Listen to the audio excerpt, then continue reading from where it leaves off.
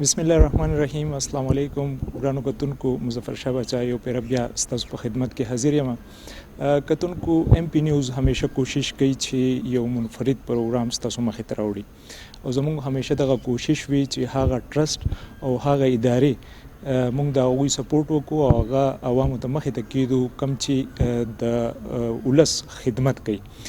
نن هم د دغه پروګرام یو حصہ موږ تاسو ته راوړې ده او نن زموږ سره په پروګرام کې چې کوم شخصیت به شامل وي د هغوی تعارف دا دی چې په 2009 کې چې په سوات کې کله حالات خراب شونو هغوی د دې ځای نه څنګه چې ټول د سوات عوام چې د دې ځای نه ووتو او هغوی په مختلف پنجاب کې او په نورو علاقو کې هغه خپل ژوند تیرولو. په هغه دوران کې دا فیملی هم د سوات نه لاړه او په پنډۍ اسلام آباد کې هغوی خپل هغه د آی ډي فیز هغه ژوند تیرو. کم چې زمونږ نننې پروګرام کې شخصیت دی دوی چونکې یو درد دل لري د زړه کې درد لري د هغه خلکو لپاره څوک چې یتیمانان دي یا د تعلیم نه محروم دي. په خپل یو زنانه ده نو د زنانو ورسره انتهایی زیات احساس دی. خبرې بنن کو د چاند بیبي سره څوک چې د چاند بیبي د ټرست په نوم باندې هلته کې یو اداره چلوي د 3 سکولونه دي د دوی سره او په دغه سکولونو کې چې کوم دی د یو 150 پورې تعداد دی. دوی دغه ټول ټرست چې کوم دی یا دغه سکولونه چې کوم دي دوی په خپل بلبوتې باندې چلی امداد د دوی سره د چا طرفه نشته دی. دغه دوی په خپل دغه باندې شروع کړی دی او د دې سره سره به زه تاسو ته دا هم وایم چې چاند بیبي چې ده نو هغوی خپل دنیاوي تعلیم سره سره چې اف ای کړی دی د هغې سره سره چې کوم دی دوی دینی تعلیم هم کړی دی، ترجمه تفسیر او د دې سره سره 4 درجې علم هم حاصل کړی دی. نن زموږ سره په پروګرام کې شرکت کوي نو د دوی نه به دغه حواله باندې خبرې اترې به ورسره کوو. تاسو ته چې په خپل پروګرام کې هرکلی وایو. مهرباني. السلام علیکم. دا راته ووایي چې تاسو چې کله په 2009 کې د دې ځای نه لاړئ هلته کې هغه خپل ژوند مو شروع کړو نو په څه اراده وه ستاسو څنګه مو په زړه کې راغله چې یاره دلته کې تاسو به دې کچا ابادۍ کې پاتې کېږئ دوی له سکول پکار دی یا دغه دستکاري کړایي سکولونه چې کوم دي دا اراده مو څنګه راغله؟ دا احساس خو زما سره ډېر وړوکوالی نه و ځکه چې ما په خپله دنیاوي تعلیم ډېر په مشکله سره حاصل کړی او په لویوالي کې مې حاصل کړی و نو دا احساس زما سره و. مونږ چې په 2009 کې لاړو نو بیا تقریبا چې 2011 وه چې ما هلته یوه کچه ابادۍ کې وکتل چې دا خو ټول داسې خلک دی چې دا خو د دیني دنیاوي تعلیم نه محرومه دي. نو هلته کې ما بیا 2011 چې مارچ 2011 کې بیا ما د سکول کولاو کو او د هغه ځای نه مونږ سټارټ واخیستو. دا راته ووایي چې اوس تاسو خو چونکې په خپله هم د دې ځای نه تللي وئ آی ډي پیز وئ خو ستاسو سره دغه درد پیدا شو چې یاره دا کچا ابادي ده او په دې کې د ماشومان داسې بغیر تعلیمه لویږي دیني یا دنیاوي تعلیم چې کوم دی هغه نه حاصلوي. تعداد په هغه وخت کې تاسو څنګه هغه سکول جوړ کو او بیا د سره تعداد څومره و په هغه ټایم کې؟ په هغه ټایم کې خو تعداد زما سره په دې وجه ډېر و چې هلته بالکل نه د سکول سیسټم و نه د مدرسې. نو هلته کې چې ما کله دا سټارټ واخیستو نو پس یو هفته کې ما ته 213 سټوډنټ میلاو شو په هغه ځای کې. نو هلته کې ما سره ډېر زیات تعداد و. بیا 4 کاله هلته مونږ د سبق ویلو نه هلته کې زموږ د چې کوم سیسټم و دی چلېدو نو پس بیا سی ډي ای والا هغه ابادي چې هغه یې ورانه کړه بیا مونږ رالو جي 12 ته. اوس په جي 12 کې 4م کال دی چې دلته هم د ماشومانو هغه سیسټم دی کوم چې زموږ دیني دنیاوي تعلیم هغې سره سلایي کړایي او ښځې د قرآن ویلو دپاره راځي. اوس موجوده وخت کې د دومره وخت شو د 2009 نه 2020 ته اوس موجوده وخت کې ستاسو سره په سکولونو کې څومره تعداد دی د ماشومانو د دې سره سره چې کوم دی کوم چې دیني تعلیم له راځي یا هغه کم دستکاري کړایي سلایي کار چې تاسو ښایي ټوټل تعداد څومره دی او سکولونو تعداد در سره څومره دی؟ زمونږ د وسایل د کمی په وجه باندې سټوډنټ زمونږ بس کم دي که نه وسایل د کمی په وجه. نو په یو سکول کې موږ سره تقریبا 30-25 ماشومان دي سکول دپاره هغې کې جنکۍ هم دی هلکان هم او داسې 9 پورې دا سلای کړای والی کومې چې دا ځوانې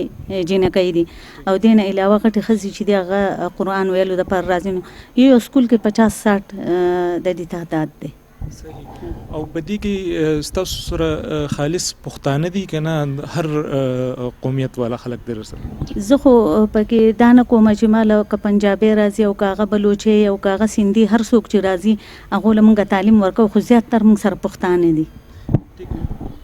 را به شو موجوده حالاتو ته تاسو خو چونکې د هر څه چلوي ما چې څنګه په دغه کې وې په انټرو کې وې چې تاسو سره دغه تاسو په خپل هغه کم وسایل چې دي په هغې کې چلوي. اوس موجوده حالاتو کې تاسو سره د چا طرف نه داسې ریګولر هغه دغه کېږي څه سپورټ شته دی؟ ریګولر سپورټ خو نشته را چا خو دې کې اکثر داسې دي چې څه سیاسي خلک دي او څه داسې مخیر حضرات دي چې موږ سره هغه امداد کوي او دې نه علاوه چې دي هره میاشت کې ریګولر نو هغه زما فیملی کې داسې کسان دي کوم زما خپل نږدې فیملی والا دي هغه د خرچې دپاره ماله چې سره کړي نو هغه زه په دې ماشومان باندې خرچ کوم.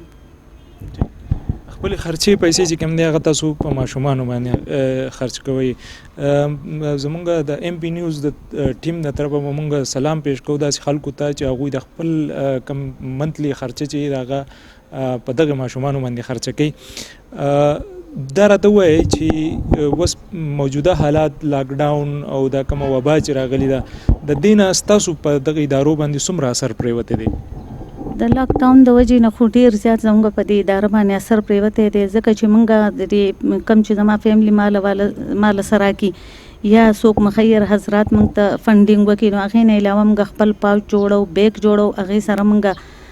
نور هم داسې کارونه کوو چې هغې نه موږ ته څه ناڅه فایده راشي او هغه موږ په دې ماشومان باندې خرچ کړو. نو زموږ هغه کم چې سلایي کړایي والا کار دی هغه ټول وس تقریبا 100 میاشتونه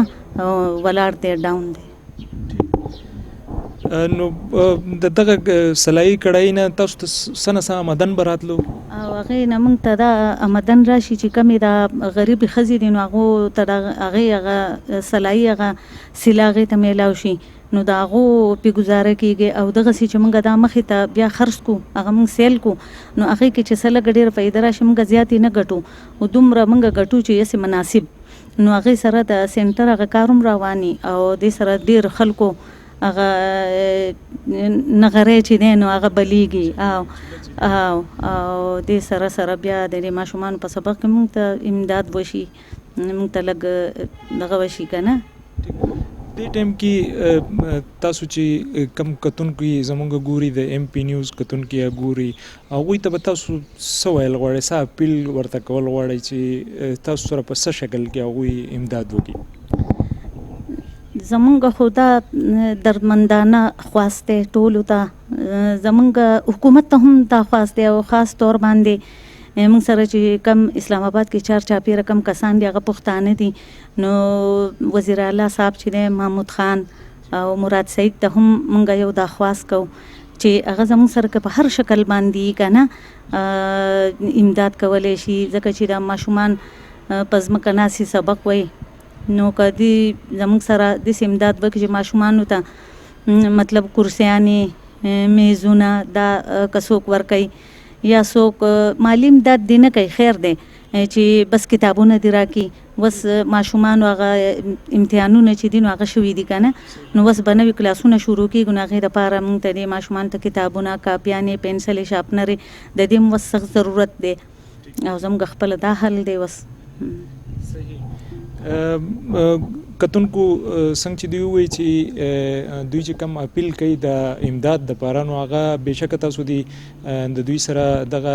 مدد چې کوم دی ستاسو هغه د نغدو په شکل کې نشئ کولی نو بالکل مه کوئ خو دغه ماشومانو دپاره چې کوم دوی ووایي چې یاره دوی له فرنیچر پکار دی یا د هغوی کتابونه یا یونیفارمز وغیره یا د دوی په ځای کې چې کوم دغه د کړایي سلایي کار کیږي د هغې زنانو دپاره د هغوی دپاره څوک څه کول غواړي نو د دوی به مونږ نمبر هم چې کوم د چاند بیبي ټرست چې کوم نمبر دی هغه به هم مونږ په خپل سکرین باندې ستاسو سره شیر کو تاسو ورسره د دوی سره ډایرکټلی رابطه هم کولی شئ څه پیغام به ورکوئ زمونږ کتونکو له چې تاسو دومره یو غټ قدم اخیستی دی په زنانه ذات یې تاسو بیا هم تاسو دونه محنت کوئ کوشش کوئ نو زمونږ هغه کتونکو له څوک چې تاسو په دې ټایم کې ګوري هغوی له به څه پیغام ورکوئ نو زه خو بس دعا کوم ټولو ته دا پیغام مې دی او نور خو دا پیغامونه ما لس کاله ورکړو ټولو لکه نه بس الله دې ټول کامیاب او آباد او خوشحاله لري بس دا پیغام دی چې دعا ده بس ډېره مننه جی ډېره مننه کتونکو تاسو زموږ نننی پروګرام وکتو کم چې د چاند بیبي ټرست په حواله باندې و تاسو ته مونږ دا پروګرام ځکه راوړو چې داسې یو انډیویجول راوچت شي او هغه هم زنانه او هغه د یتیمانانو یا د بې اسرې چې کوم خلک دي د هغوی دپاره یو سټینډ اخلي د هغوی دپاره ودرېږي خپل څنګه چې دوی وویل د خپلې خرچې پیسې چې کوم منتلي هغه هم په هغې کې خرچه کوي نو بیا مونږ خلکو هم پرس جوړیږي چې مونږ او تاسو د داسې قسمه خلکو سره ودرېږو او کم زمونږ چې کم مونږ وباسو چې یاره هغه مستحقینو ته ورسي نو هغه زه وایم چې یاره دا قسم خلک بالکل هغې باندې هم سپورټ کول غواړي ځکه چې دا مستحق خلکو صحیح ادارې جوړې شوي دي په خپل سر باندې جوړې کړي